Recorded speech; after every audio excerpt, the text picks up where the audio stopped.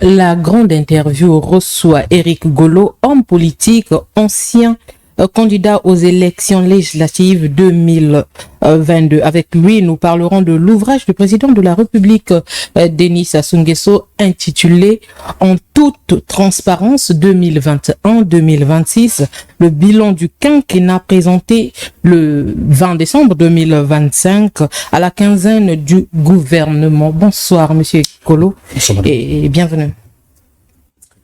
La grande interview, c'est maintenant.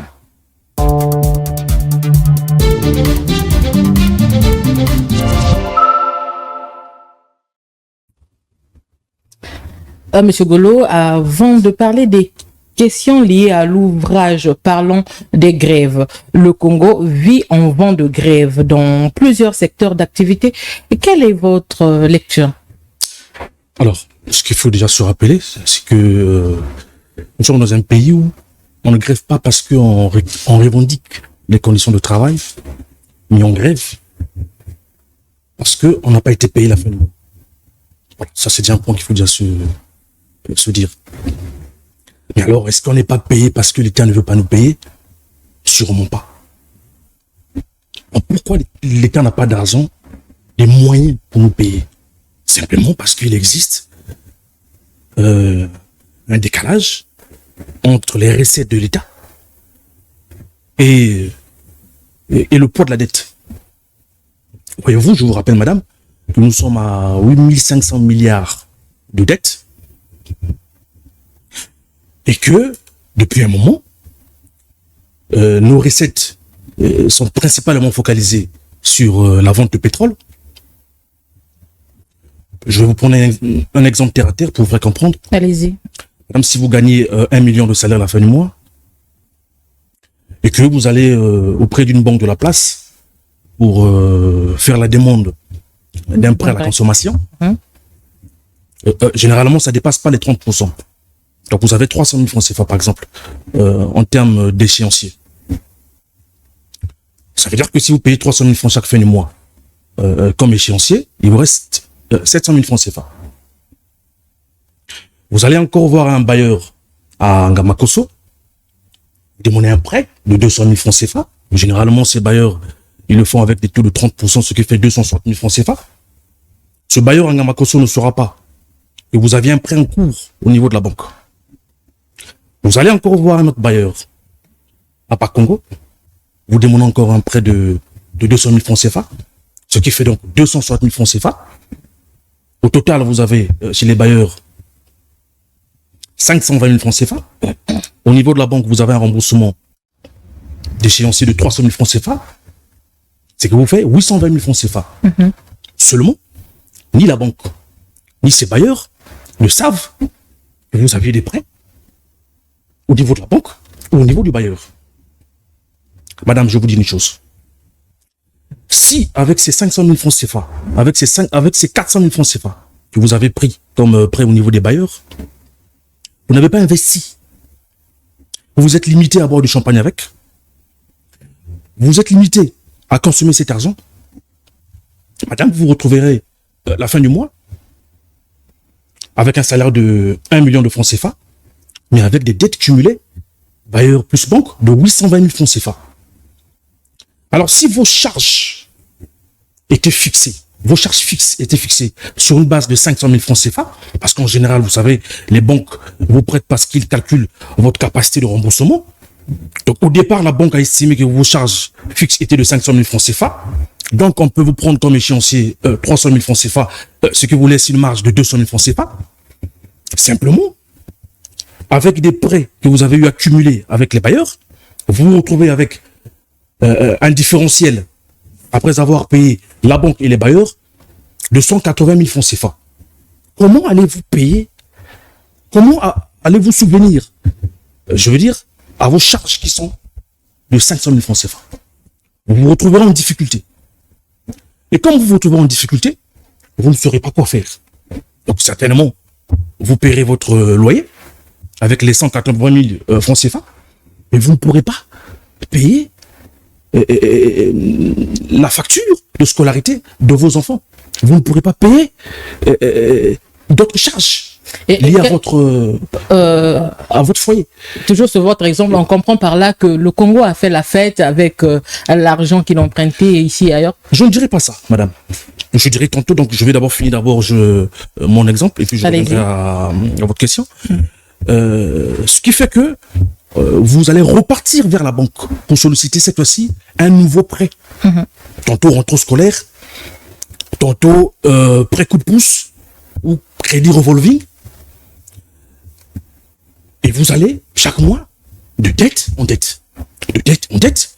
Et vous aurez des difficultés finalement à supporter vos charges de 500 000 francs CFA. Ce que je veux dire par contre, maintenant je vais répondre à votre question. Allez-y. C'est que le Congo, on a eu à prendre plusieurs dettes. On a eu de l'argent. On va pas dire que cet argent, il y a quelqu'un qui a mis ça dans la poche. C'est faux.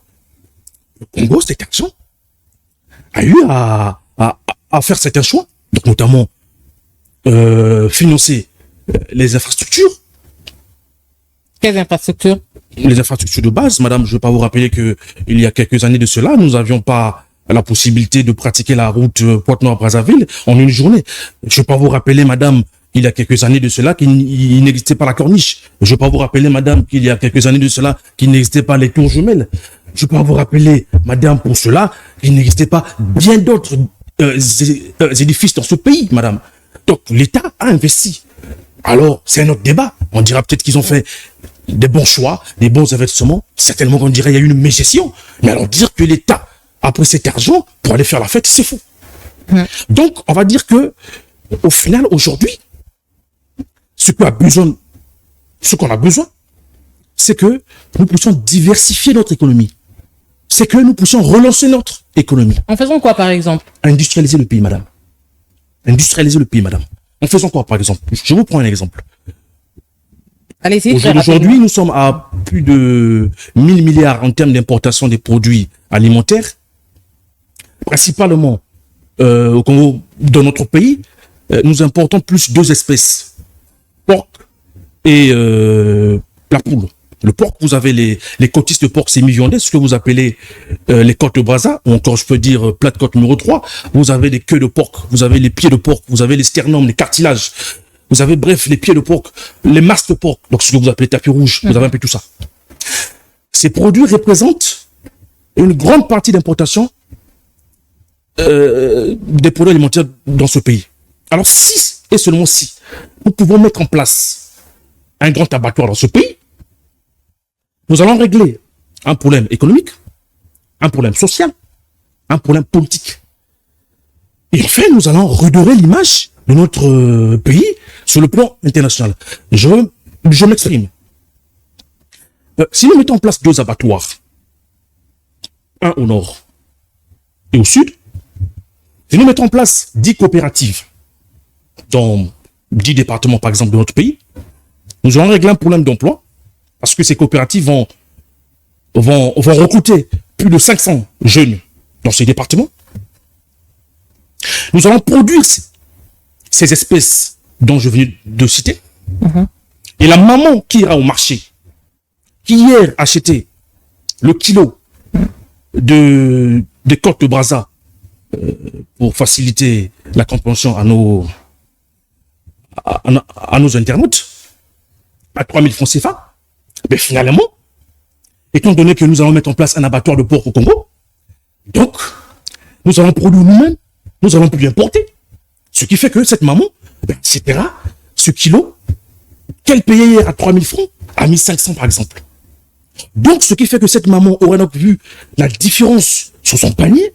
Donc, ce qui fait que vous qui laissez l'argent de la popote, je prends un exemple, à raison de 5 000 francs CFA le jour, vous n'aurez plus besoin de laisser 5 000 francs CFA le jour, vous laisserez désormais 3 000 francs CFA. Donc, ce qui fait que ça dégagera une marge d'épargne. Donc, ce qui fait que ça pourra faire à ce que vous puissiez investir. Donc, c'est toute une chaîne. Vous comprenez? Monsieur Ngolo, poursuivons. Voilà. Sur l'origine des grèves, d'aucuns disent que c'est de la mauvaise gestion du gouvernement. D'autres soulignent la mauvaise foi. Que répondez-vous? Moi, je dirais comme ce que je vous disais tout à l'heure. Si cet argent que nous avons pris nous avons plutôt investi cela. Je ne dis pas que nous avons fait des mauvais choix. Donc, c'est la mauvaise gestion. Je ne dis pas que nous n'avons rien fait. Oui, et si en grande partie, nous avons pu investir cela en industrialisant ce pays. Pour être plus clair, vous êtes du côté de la mauvaise gestion. Nous aurions pu susciter une augmentation de nos revenus. C'est-à-dire que le monsieur, comme je disais tantôt, d'entrée de jeu, qui avait 1 million de revenus, aurait 1 million de francs CFA sur son salaire, plus 200 000 ou 300 ou 500 000 francs CFA en supplément, parce qu'on aurait créé une activité économique parallèle. Donc, c'est de la mauvaise gestion. Nos revenus auraient donc certainement connu une croissance, et aujourd'hui, nous n'aurions pas eu des difficultés à payer tous les Congolais qui travaillent dans différentes structures et qui, aujourd'hui, connaissent des retards de salaire. Voilà. Et d'ailleurs, je vais vous dire, il y a quelques jours de cela, j'ai suivi, d'ailleurs vous avez suivi également, le président de la République qui a dit que le mandat 2026-2031 doit être consacré à l'entrepreneuriat, à l'industrialisation de ce pays. Vous voyez, le chef, il a compris. Le président de la République, poursuivons, nous allons y revenir. Monsieur Eric Golo, aujourd'hui, l'ouvrage du président de la République, Denis Sassou Nguesso, intitulé En toute transparence 2021-2026, le bilan du quinquennat a été présenté, comme l'a dit, ce 20 décembre 2025 à la quinzaine du gouvernement. Que pensez-vous du bilan de ce quinquennat? Alors, très bel ouvrage d'ailleurs, que je vous invite à parcourir. Et d'ailleurs, j'ai pris plaisir à parcourir. Et alors, le bilan est positif ou négatif, ça dépend déjà de l'appréciation de tout un chacun. Moi, je vais par contre vous répondre par une anecdote. Évoqué le ministre d'Inévis au Combit Salesson il y a quelques jours. Il a dit, vous savez qu'il est le coordinateur de la dynamique GAE, initiative Patriarche, il a dit, lors de sa tournée, un jeune s'est rapproché de lui. Et ce jeune lui a dit qu'il n'avait pas de travail, qu'il avait des charges, qu'il avait une femme et des enfants, et qu'il ne savait pas comment faire pour les nourrir, et qu'il ne voulait pas être bébé noir, qui ne voulait pas être Luna. Donc, tout ce qu'il voulait, c'est d'avoir un travail digne, de se réveiller chaque matin, d'aller travailler, de prendre soin de sa famille. Et le ministre au Combit Salesson lui a répondu, qu'est-ce que je peux faire pour vous? Et ce jeune lui a dit, je veux ouvrir un salon de coiffure. Le ministre a dit, d'accord. Et le ministre lui a dit, qui lui accompagnait, en lui dotant les équipements nécessaires, et ce dernier finalement a ouvert son salon de coiffure. Non seulement qu'il a ouvert ce salon de coiffure, mais il a ouvert encore un deuxième salon de coiffure à Brazzaville. Et quand par hasard, lors d'une activité, le ministre Okombi était dans une activité, ce jeune finalement se rapproche, il fait un témoignage. Voyez-vous madame, il fait un témoignage. C'est ça le bilan du quinquennat? Ça c'est un exemple. Donc pour ce jeune, ce que je veux dire c'est que pour ce jeune, pour lui le bilan est positif. Il y a quelques jours, pour lui le bilan était négatif. Pour ce jeune, on dirait Monsieur Golo, on ne parle pas de ce jeune. D'ailleurs, très bon témoignage, on ne parle pas de ce jeune, on parle de vous. Vous, que pensez-vous de ce quinquennat? Alors, s'il faut vous répondre de manière globale, de manière générale. Oui, allez-y, monsieur Golo. On ne pourra pas dire que le bilan 2021-2026 est efficient, où tout a marché, tout est rose, tout a été OK. Non, moi je suis contre ce discours. Je pense que nous devons parler en toute transparence. D'où même le titre de cet ouvrage, en toute transparence. Nous devons parler en toute transparence devant les Congolais. En toute transparence, ça veut dire quoi? Ça veut dire aux Congolais que tout n'a pas été rose. Que le président de la République a été élu. Que vous lui avez accordé la possibilité de conduire le destin de ce pays entre 2021 et 2026 sur la base d'un projet de société. Seulement, Effectivement. À la fin de ce bilan, Monsieur Golo, en toute transparence, Monsieur Golo, que pensez-vous de ce quinquennat? Vous avez dit qu'en toute transparence, tout Congolais connaissent la signification du mot transparence. Mais vous, en toute transparence, revenons sur cet ouvrage de le président de la République, Denis Sassou Nguesso, en toute transparence, Monsieur Golo, que pensez-vous du quinquennat? Madame, en toute transparence, il faut vous répondre, je vous dirais que le bilan n'est pas efficient. Il est bon. Il n'est pas efficient, mais il est bon. Mais moi, j'ai un problème. Rapidement, allez-y. Moi, je suis contre tous ceux qui pensent, d'ailleurs, tous nos compatriotes qui sont dans une espèce de nihilisme, et pour eux, tout est négatif. Et entre 2021 et 2026, rien n'a été fait. C'est-à-dire que le gouvernement n'a rien fait. Rien n'a été fait dans ce pays. On n'a rien fait dans ce pays. Et ça, je suis contre ça. On va dire que le bilan n'est pas efficient comme ça, mais on ne va pas aussi dire que rien n'a été fait. Il y a des choses qui ont été faites, madame. Exactement. Il y a des choses qui ont été faites, madame. Je prends l'exemple, madame. C'est dans ce bilan 2021, c'est dans ce quinquennat plutôt 2021-2026 que nous avons connu le plus grand nombre de constructions des écoles, enfin des lycées techniques. Et d'ailleurs, je tire mon chapeau au ministre Manguessa. C'est dans ce bilan, madame, 2021-2026, que nous avions récemment vu le président de la République, Denis Sassou Nguesso, aller inaugurer l'hôpital général à Sibiti. Nous avons vu le président de la République aller inaugurer l'hôpital général à Ouesso, madame. Vous êtes sur la santé, parlons de la santé, sur le plan de santé. On note dans cet ouvrage une nette amélioration de la santé publique des Congolais. Est-ce que ce qui est dit et révélé dans... Pardon, je vais reprendre ça. Franchement, j'ai n'importe quoi. Ok. On reste sur le plan de la santé. Vous le dites que le président a inauguré plusieurs hôpitaux. Sur le plan de la santé, on note dans cet ouvrage une nette amélioration de la santé publique des Congolais. Est-ce que ce qui est dit révèle la réalité sur le terrain? C'est la réalité, madame, parce que, voyez-vous, j'étais hospitalisé il y a quelques jours. J'étais très bien pris en charge par un des hôpitaux généraux de ce pays. Eh ben, je suis en pleine forme aujourd'hui devant vous, madame. Je n'ai pas eu à faire recours aux soins étrangers. Ça veut dire qu'il y a déjà une nette évolution dans ce pays. Il y a comme ça dans ce pays depuis quelques années. Nous nous sommes lancés. Le gouvernement plutôt s'est lancé dans une politique de construction des hôpitaux généraux. Donc, voyez-vous que dans toutes les localités, les populations ont donc la possibilité d'avoir accès aux santé. Et voyez-vous, il y a divers programmes qui ont été mis en place dans ce pays. Récemment, j'ai suivi l'oxygène qui devait être maintenant gratuit. Et tout ça, quand c'est gratuit, on se pose pas de questions qui paye derrière, parce que c'est l'État qui paye derrière. L'État subventionne derrière, on paye.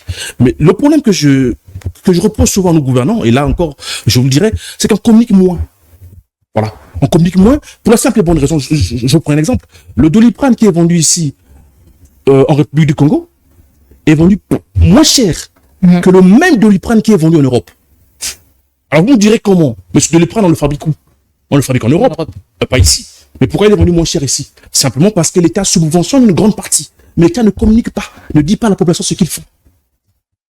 Une nette amélioration en santé, mais on remarque aussi qu'il y a plusieurs grèves sur l'année 2025. On a vu plusieurs grèves dans le domaine de la santé. Madame, je vous dirais par contre, la question des grèves sera réglée à compter de 2026.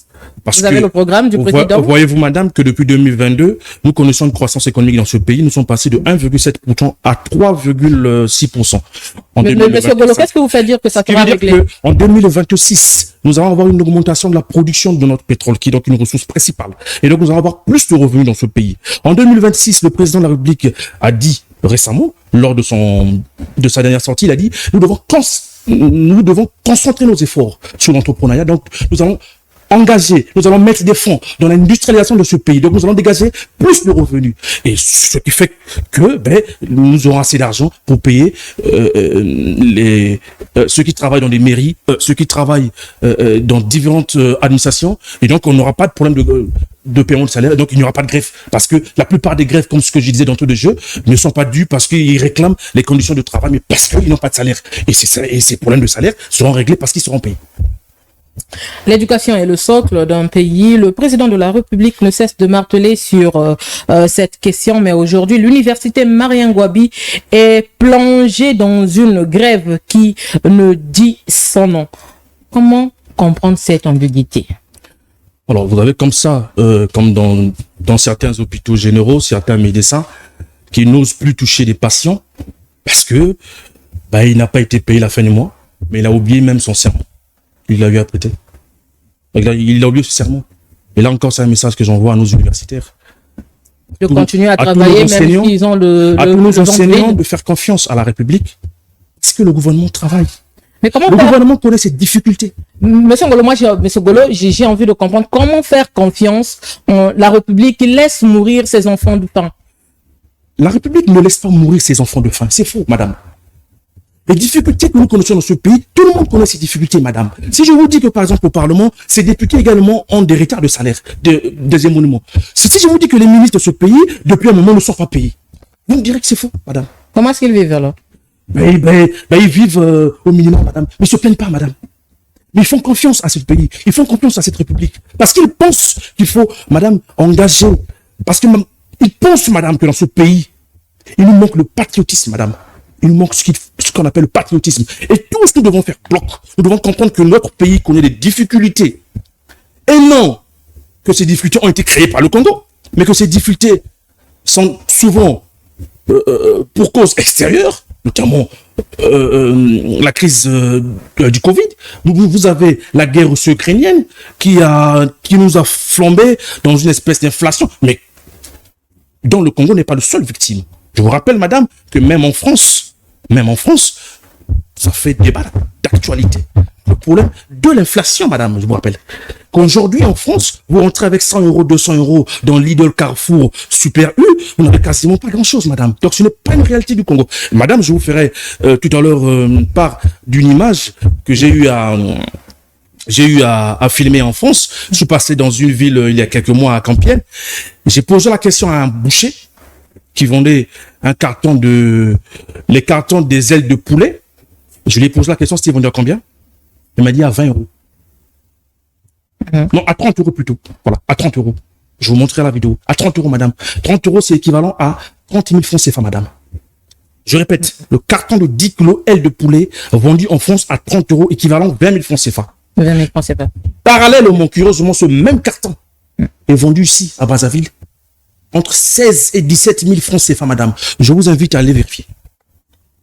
Vous avez parlé... C'est pour vous dire que l'État travaille. C'est pour vous dire qu'une bonne partie, l'État subventionne. C'est pour vous dire que l'État ne communique pas assez, madame. De ce qu'ils réalisent, de ce qu'ils font, de l'enveloppe qu'ils mettent en place à disposition. Pour que les Congolais ne sentent pas, ne ressentent pas beaucoup de secousses. Et pourquoi l'État ne communique pas?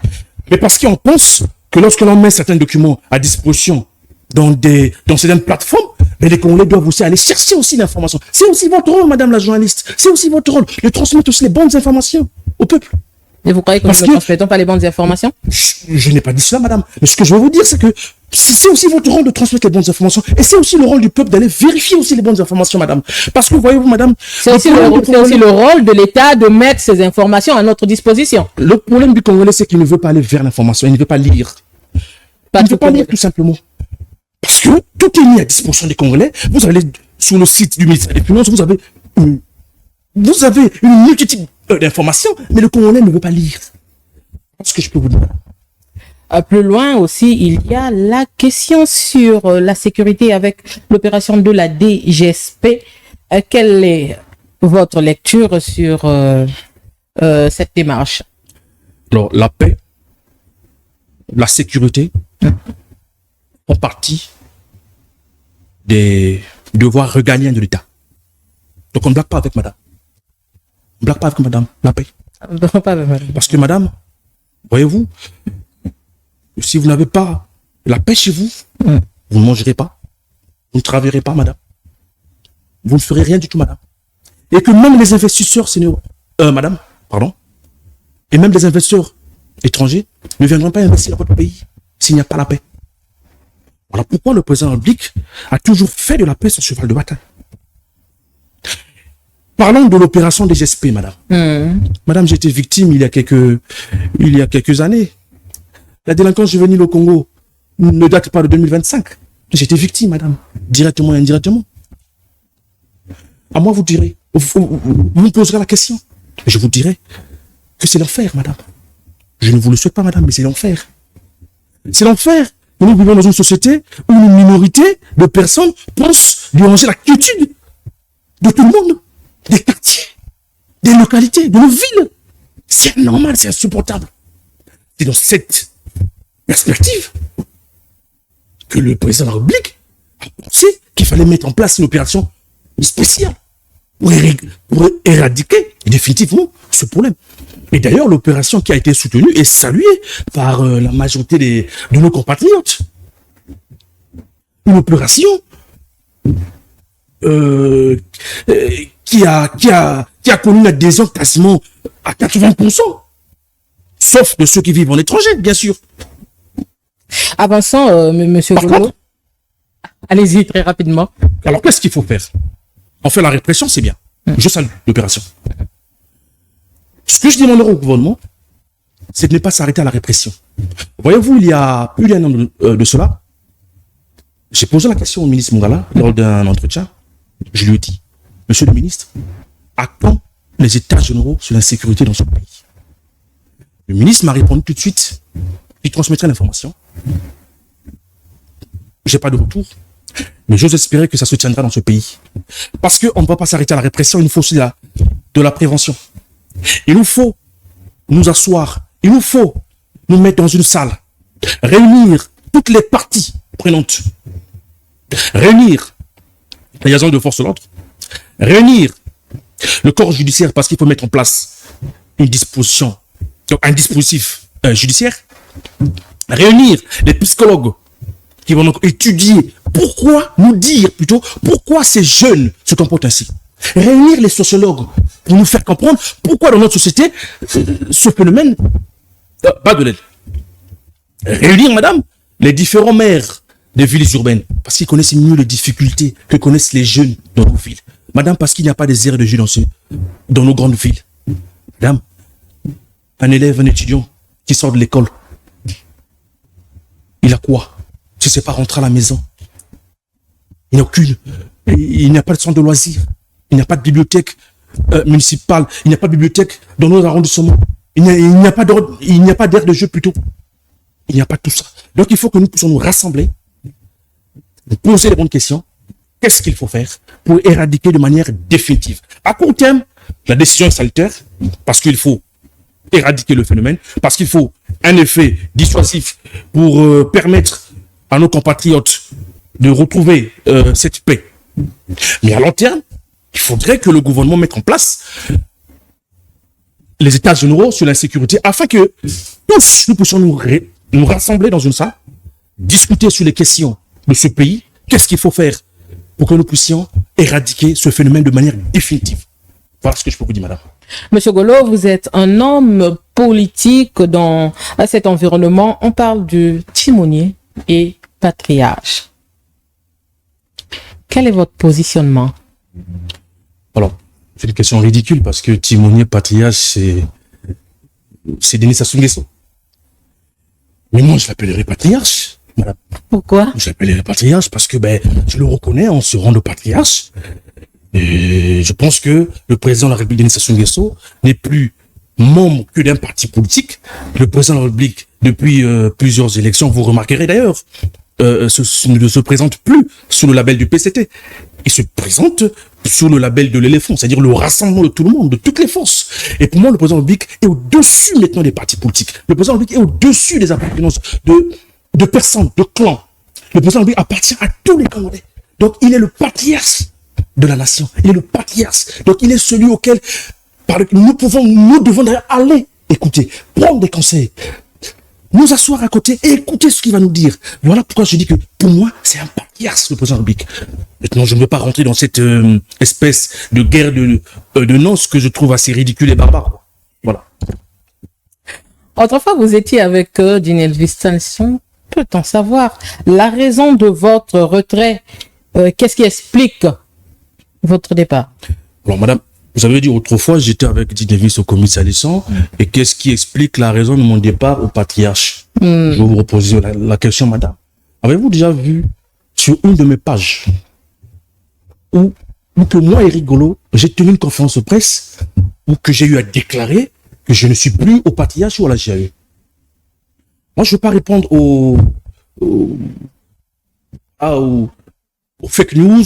Non, moi, je ne veux pas répondre. Moi, je ne veux pas rentrer dans ça, madame. Et donc, c'est un fake news. Je ne veux pas rentrer dans ça, madame. Eh ben non, je n'ai jamais... nous venons vers vous, vous la source, dites-nous. Donc, c'est en fake news. Vous êtes toujours... Je n'ai jamais déclaré sur l'une de mes pages, ni tenu une conférence de presse pour dire que je ne suis plus dans la dynamique. J'ai eu patriarche. Donc, jusqu'à présent, je pense que la question ne se pose pas. Et le jour où ça sera le cas, madame, je vous inviterai à la conférence de presse que je tiendrai pour vous annoncer officiellement que je n'y suis plus. Nous viendrons avec plaisir. Merci. La politique, votre credo, quelle est votre vision politique, monsieur Golo? Est-ce que vous allez vous présenter encore une fois aux élections législatives prochaines? Bien évidemment, je pense que si vous avez suivi l'actualité en 2022, je suis allé jusqu'à la Cour constitutionnelle. Je suis allé, je pense, entre le 10 ou le 11 août 2022 au procès à la Cour constitutionnelle contre le candidat du PCT. J'ai accepté et reconnu la décision qui a été prise par la Cour constitutionnelle. C'est de bonne guerre. Nous devons aussi accepter aussi les décisions de nos institutions, même si ça ne nous plaît pas, que nous soyons contents ou pas. Nous devons respecter notre justice, nous devons respecter les décisions qui sont prises. Et moi, je les respecté. Et certainement qu'en 2027, je remplirai encore pour notre mandat. Nous arrivons à la fin de notre grande interview. Dernière question. La polémique autour du plagiat entre le député John Yaba et le professeur Ndingambo. Et quelle est votre analyse sur ce sujet? C'est une honte, madame.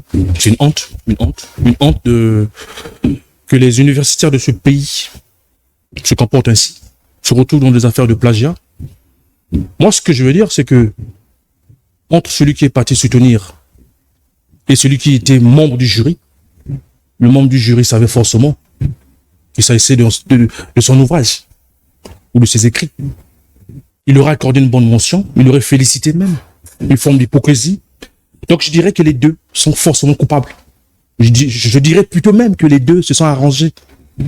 Il y a l'un qui a proposé à l'autre. Les deux sont coupables. C'est en connaissance de cause. Et c'est une honte. Et d'ailleurs, madame, je vais vous dire une chose. Dans ce pays qu'on appelle le Congo, depuis qu'on a commencé à nommer des professeurs d'université dans ce pays, partout on les nomme, mais depuis qu'on a commencé à les nommer, qu'est-ce qui a déjà changé dans ce pays?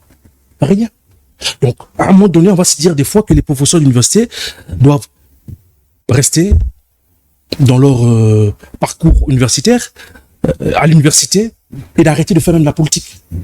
Je ne vais pas dire ça parce qu'il y a un colonel dans son potentiel qui s'est autoproclamé aujourd'hui, qui est professeur d'université, encore là, on verra prochainement. Mais je vais dire, mais qu'est-ce qu'ils ont déjà fait de ce pays? Rien du tout. Ils en ont apporté quoi dans ce pays? Rien du tout, madame. Donc, pour moi, c'est une honte, madame. C'est une honte. C'est une honte, madame, que de voir des professeurs d'université se comporter de la sorte. Nous sommes à la fin. Votre mot de fin, très rapidement. Je demanderai à tous les Congolais de s'approprier de ce livre en toute transparence, qui certainement, vous ne retrouverez pas 100% de tout ce que le président qui était candidat en 2021 vous avez présenté, mais certainement vous vous retrouverez dans ce qu'il a eu à exercer. Et dans tout ce qu'il a eu à faire comme œuvre, vous le retrouverez et vous ferez de vous-même un point de vue, positif ou négatif. Mais ce que je vous demanderai, c'est de ne pas rentrer dans cette espèce de nihilisme, comme quoi rien n'a été fait. Ce qu'il faut condamner, c'est que les choses ont été faites, les choses se font et les choses se feront. Merci, madame. Nous sommes à la fin de cette grande interview. Quant à moi, je vous dis à très bientôt.